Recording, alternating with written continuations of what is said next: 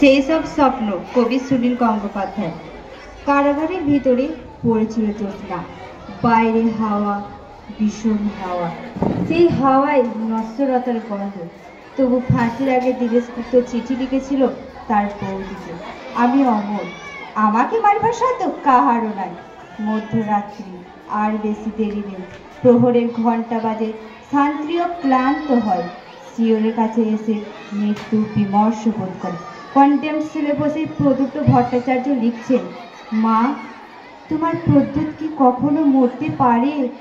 আজ চারিদিকে চেয়ে দেখো, লক্ষ প্রদ্যুৎ তোমার দিকে চেয়ে হাসছে। আমি বেঁচেই রইলাম মা, অক্ষয়। কেউ জানতো না সে কোথায়। বাড়ি থেকে বেরিয়েছিল ছেলেটি, আর ফেরেনি।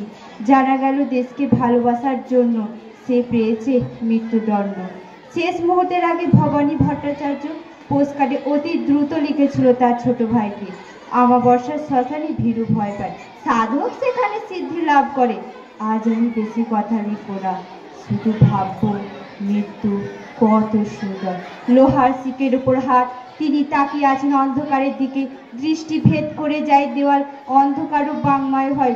সূর্য সেন পাঠালেন তার শেষ বাণী, আমি তোমাদের জন্য কি রেখে গেলাম?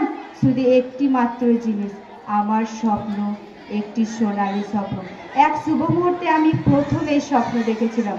সেই সব স্বপ্ন এখনো বাতাসে উড়ে বেড়ায়, শোনা যায় নিঃশ্বাসের শব্দ। আর সব মনে, স্বপ্ন মরে না, অমরত্বের অন্য নাম হয় নমস্কার। খুব সুন্দর।